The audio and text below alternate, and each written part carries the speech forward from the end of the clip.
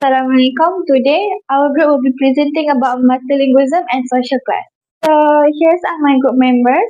My name is Hazanila Diana Marika, Nurul Maisara, Nurnisa, Nur Daniel Husna, and Abdul Hanan. So right now, I'm going to tell you about the table of contents in this topic. So the first one, we have the definition. The second one, we have how multilingualism correlates with the social class.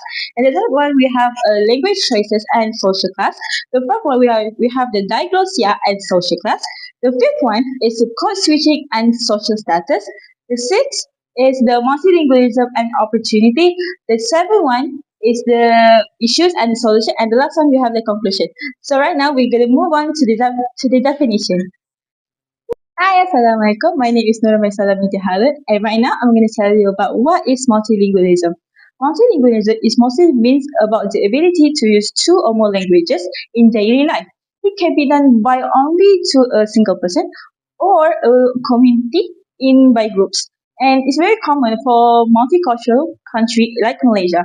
So as we can see from the slides, that people often switch languages depending on the situation. For example, mostly we as a Malaysian mostly use Malay at home and we spoke it to our parents. But in college or maybe in something related with business, we can maybe use it for a standard English or just a regular English. So right now, I'm going to tell you about what is social class. So social class mostly refers about how people are grouped in a society based on education, occupation, based on their own language choices. So they got divided into three groups, which is the upper class, middle class, and the working class. And each classes have their own language choices. So the first one, we have the upper class. Upper class mostly use like a standard English, such as hello, good morning, how are you? So the middle class is like they wanted to try to match with the upper class, but they still want to include some of the local fishes. So the third one, we have the working class. Working class, they mostly wanted to use the local dialects only, and they really didn't want it to use the standard English by itself. For example, for English fluency, they mostly link to the higher class. Mostly people in urban, they live in the cities. While local dialects mostly focuses more to the local class, which is people mostly live in the rural places. Okay, so hi, my name is Nur Daniel Husna. I will be presenting about how multilingualism correlates with social class.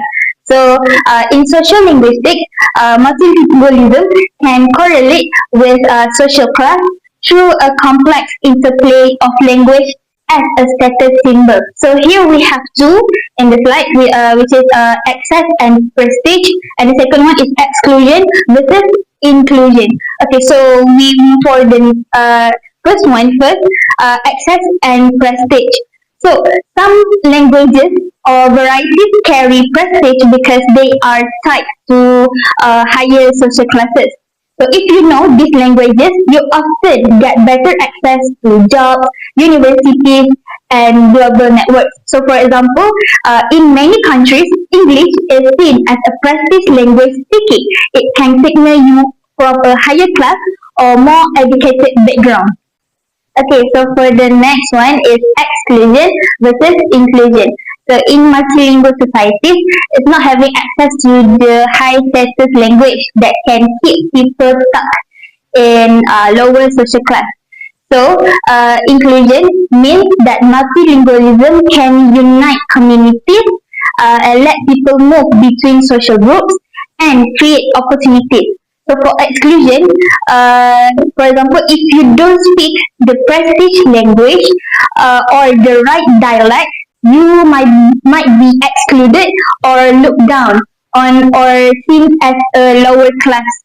And for example, maybe we can take like in schools, kids that who don't speak dominant languages may feel left out, which affects both for education and also social standing. Hi, my name is Abdul Hanan, and today I will be presenting about language choice and social class. Okay, so first, prestige language. Some languages are more directly linked to elite education and high status. So, as an example, English in global businesses and Standard Malay in government contexts. Next, there is formal versus informal speech.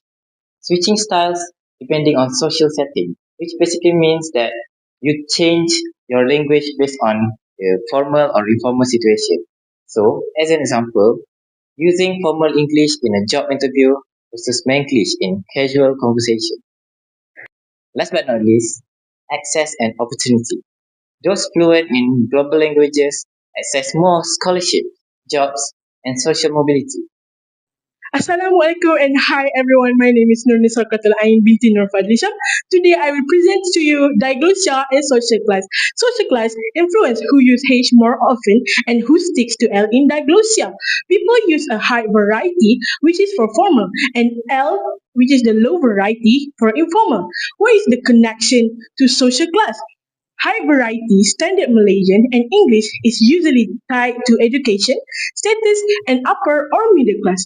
L variety, mostly is related with the dialects. Kelantanese Malay, English is often linked to working class or rural communication. For example, in Malaysia, standard Malaysia is used in government and education, which is high variety, while dialects are used in homes and markets for low variety. Upper class Malaysian also often add English as another hard variety. Next, we will listen to my other partner. So we move for the next slide, which is code switching and social status. So we have here two, which is social identity flexing and also power move. So for the first one, social identity flexing is the flexing through code switching is all about how people adjust their language to show different sides of who they are and maybe depending on who they are talking to. So, for example, in Malaysia, people often switch between Malay, English, Mandarin, Tamil, or even Manglish, which is a mix Malay and also English. So, for example, a student might use English when talking to the lecturers to sound more educated, right? So, but switch to Manglish or Malay slang in their conversation with friends is to show they are relatable and chill with their friends. The next point is about power moves. So power moves is a language choice can be a tool to show authority, professionalism, or social class. So for example, in a business meeting, we are using English can signal prestige and a higher status, while using Malay languages might show solidarity or nationalism. So, for another example, for power move, a politician might switch between formal Malay in parliament, which is to show authority and also respect, and Manglish during campaign to connect with ordinary people.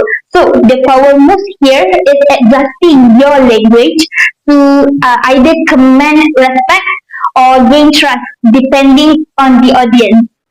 Okay, so next I will be presenting about multilingualism and opportunity. Okay, so first, economic mobility. Knowing global languages boosts employability and income. So, as an example, call center employees are more fluent in English, often earn above average salaries in the Philippines. So next, education access. English or other global languages are often required in order to pursue higher education. So, as an example, for overseas students, they have to take IELTS. Lastly, networking power. Multilinguals can build wider professional and social networks. So, as an example, a Malaysian entrepreneur using English with Western clients and Mandarin with Chinese investors. So next, I will explain to you about the issues. For the first one is inequality in education because mostly prestigious language often available only to wealthy family. For the second one is discrimination people thought dialect speakers seen as less educated. For the last one, loss of local language because younger generation abandoning dialects. Okay, so this one is the solution. For the first is equal access to language education and improve public school. For the second is respect and promote local language in media and education. Last but not least is scholarship programs for underprivileged privileged students. So next, let's hear from my next members. So, in conclusion, multilingualism reflects to privilege, power, and mobility. As you know, to create an equality, we must value all language, whether it's minority or major, so that language become an equality, opportunity, and stronger identity. So that's all from our group. Thank you very much for lending your ears. See you soon and bye bye.